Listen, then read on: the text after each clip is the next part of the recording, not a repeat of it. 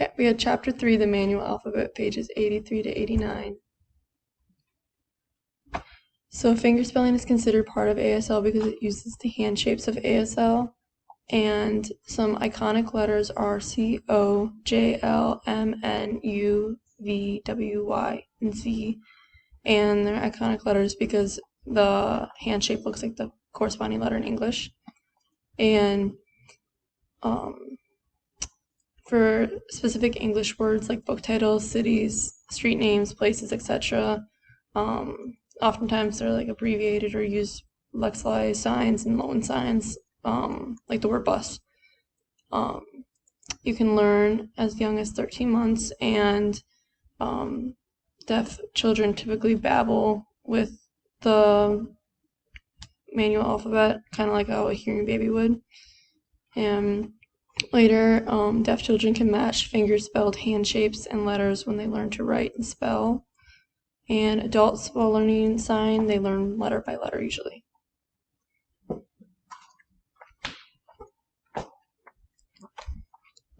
So the next section in the book was ASL learners and strategies,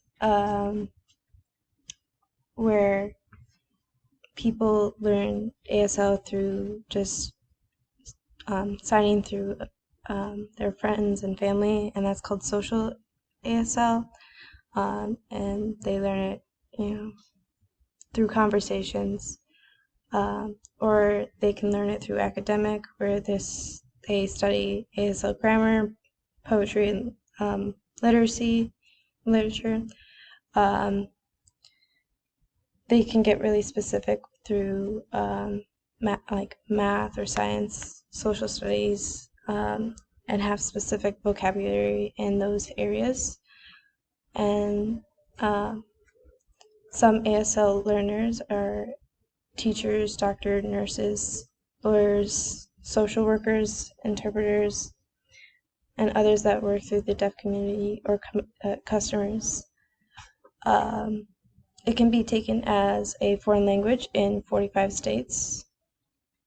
In high school, community colleges, and universities.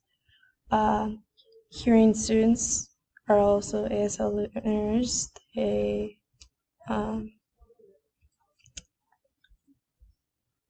There are features not found in English that requires more effort from hearing students to learn.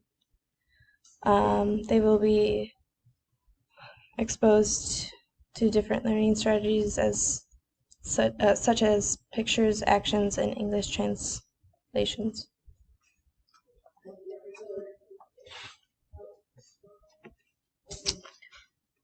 ASL also comes in with other dialects and other forms of sign communication. Dialects can depend on socioeconomic factors like age, where you are, and stuff like that. English has influenced ASL by mouthing and lip reading. Other modes of communication are total communication, manual codes of English, simultaneous communication, and cued speech.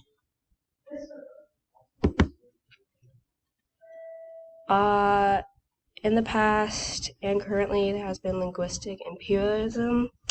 Linguistic imperialism is a concept that means some languages or dialects should be considered better, thus dominate over the other languages. For example, in the Milan Conference in 1880, since then, signing has been considered inferior to English or other countries' spoken languages. Signing was banned from schools for deaf students in the United States and worldwide. Imperialistic attitude resulted in punishing deaf students for signing or firing deaf teachers.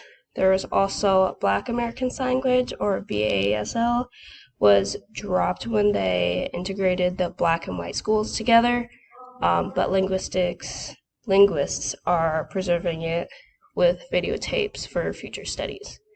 There were some political policies, like in Ireland and China. They wanted to have like one language or just spoken language and no ASL. Also on Martha's Vineyard, where the first recorded deaf person was, there was more of a natural genocide to ASL MVASL, Martha's Vineyard Sign Language, when people started going over to the mainland for deaf schooling when they created deaf schools.